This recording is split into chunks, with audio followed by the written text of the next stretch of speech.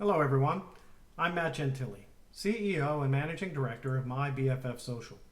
Welcome to the MyBFF Social podcast, Winter Edition, where we're going to take credible research, break it down, and provide you with the best strategy and tactics to help you grow your business. I hope you enjoy it, and I hope it helps. Welcome back to the Deep Dive. If you feel like the ground rules for business success are changing every 6 months, you're probably right. You're definitely right. Today, we've got a whole stack of sources, everything from McKinsey strategy reports to some really focused marketing blogs, and we're going to distill it all down to answer one question. A really critical question. How do you build undeniable credibility in a world where AI is, it's becoming the new front door for your customers? And this is so essential because, we're moving past just optimizing for links and keywords. We are now in an era where you have to optimize for trust, for reputation. Exactly. Because that's what AI tools are trying to synthesize and then just hand directly to your potential client. For a solopreneur, for a small business, that's a seismic shift. It is. So our mission today is to really unpack this. The consensus, and it's pretty clear across all the material, is that the winners build two things at once. A strong digital footprint, sure, but also that core real-world credibility. And they have to compound. The two have to feed each other. That's the key. So let's figure out how you can actually make that happen. Okay, let's unpack this. But first, a quick note about our partner. This deep dive is brought to you by MyBFF Social. You can find them at www.mybffsocial.com. They specialize in media, marketing, and advertising strategy, and they focus on exactly these kinds of high-level credibility issues we're getting into today. It's a perfect fit. It is. If you need help translating your real-world excellence into a powerful digital story that, both humans and algorithms will reward, they are the experts to talk to. Again, that's www.mybffsocial.com. That DFA. All right, let's start with the big shift, AI search. For years, we've been saying you have to be Googleable. What's actually different now? The difference is agency. It's the client's agency. They aren't just typing in like plumber near me. Right. They're asking proactive questions. They're going to an AI assistant and saying, I need the most reliable, most trusted independent bookkeeper in my area. Or which architect has a better reputation for sustainable design? Those are really high-stakes questions. That's not a list of 10 blue links.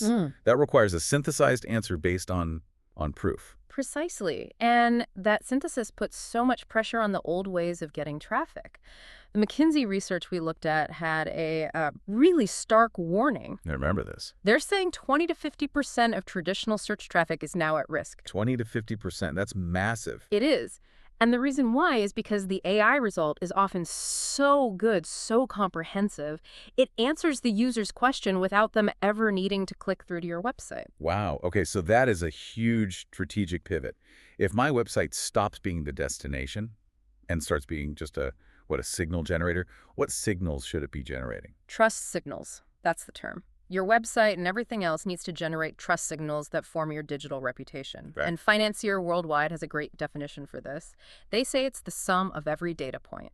The substance on your site, the quality of your reviews, your social media, even the clarity you offer on things like pricing. Can you give me a practical example, like a trust signal for pricing? Sure. A poor signal is just a contact us for a quote button and nothing else. Right. A black box. Exactly. A strong trust signal is a dedicated, clear pricing page.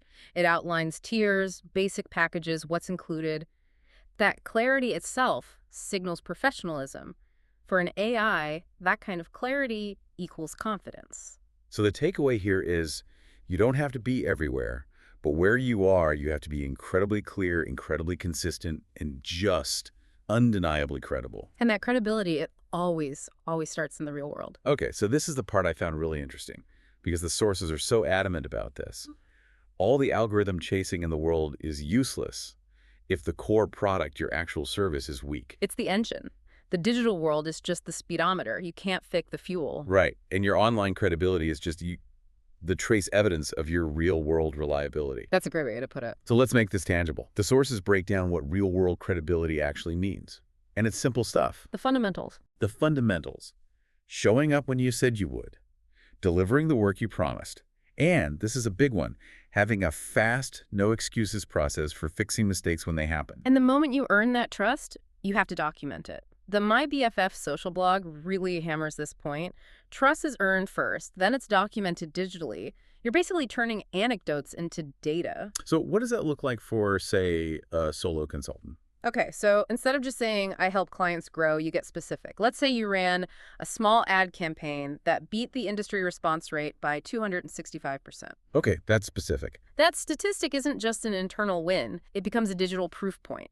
You document the challenge, your action, and that 265% metric. That specificity is what AI searches for and what it trusts. It verifies the claim. I see. So the incredible effort you put in offline with your client is what generates that clean, measurable data point you then use online to cut through all the noise. That's the synthesis. Your online reputation is just your real-world reputation amplified and made legible for machines and, for busy human clients. Which brings us to the personal bridge. You mentioned leadership visibility. For a small business, a lot of the time, the owner is the brand. Absolutely. And people trust people so much more than they trust logos. Gary Vaynerchuk, he's in one of the sources, he put it so bluntly. He said, your personal brand is your reputation, and your reputation in perpetuity is the foundation of your career. And for a solopreneur listening right now, that is your single greatest advantage. Your personal posts on LinkedIn will almost always outperform your stiff business page posts. Oh, for sure. Your name can become shorthand for solving a very specific problem. And that personal trail is so vital because of how AI processes integrity. AI doesn't feel your character. It just reads the digital evidence trail. But wait a second. If AI is just scraping the web for data, doesn't that just reward the biggest companies, the ones who can afford to pump out the most content? That's the critical nuance. And this is why that McKinsey observation is so fascinating and frankly encouraging for small businesses. They noted that even for huge established brands, only about 5 to 10% of the data an AI uses in its summary actually comes from the brand's own controlled channels. Wait. Say that again?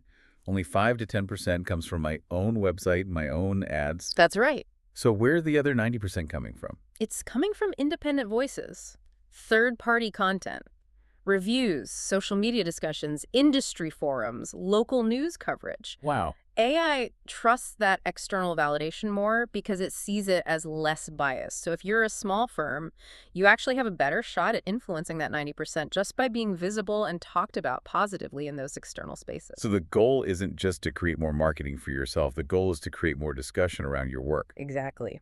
And the sources list the key data points AI is scanning for.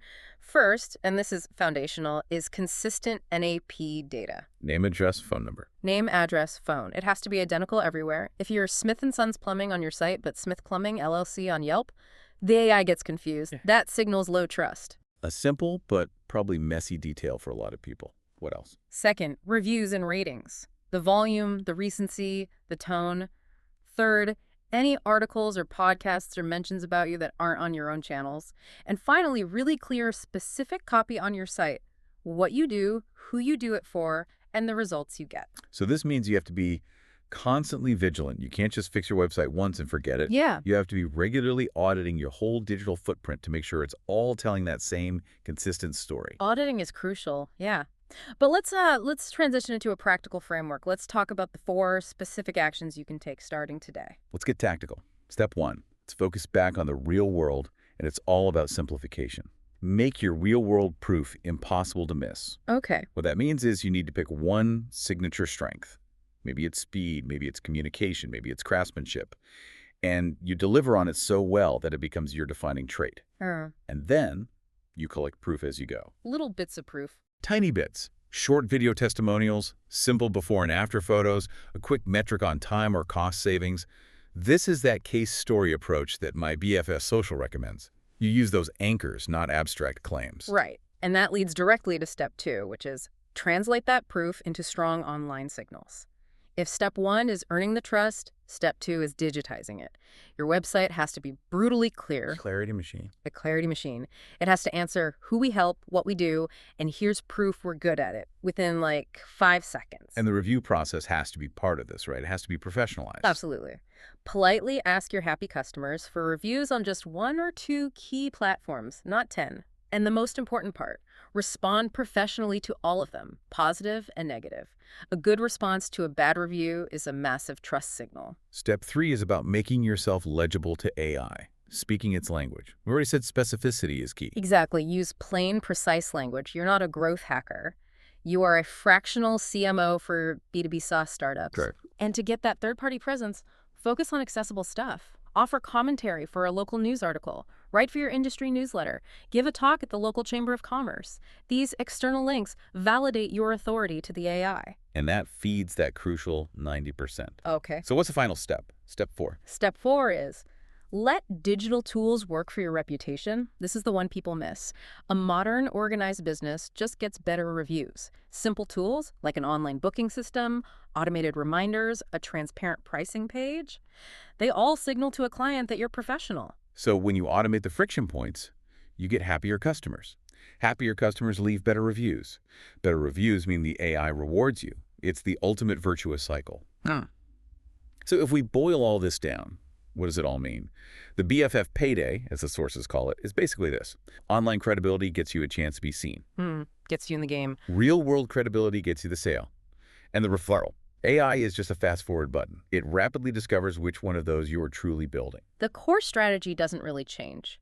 If you focus on doing excellent work, and then you document that excellence simply and consistently, the two types of credibility will compound. It gives you a huge advantage. A powerful distinction. And a really clear action plan. And maybe here's one final provocative thought to leave you with.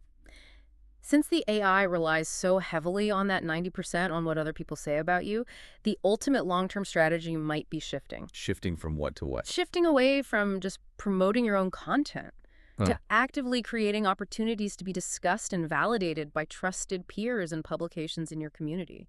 That external, unprompted validation that is becoming the new gold standard. That's a great challenge for our listeners. And if you're listening to this and realizing that your real-world work is exceptional, but your online documentation strategy just isn't doing it justice, especially with media marketing and advertising, we highly recommend reaching out to our sponsor, MyBFF Social. They can definitely help structure that story. They can. You can find them at www.mybffsocial.com. They'll help you build that story for both humans and for AI. Thanks for diving deep with us. We'll see you next time.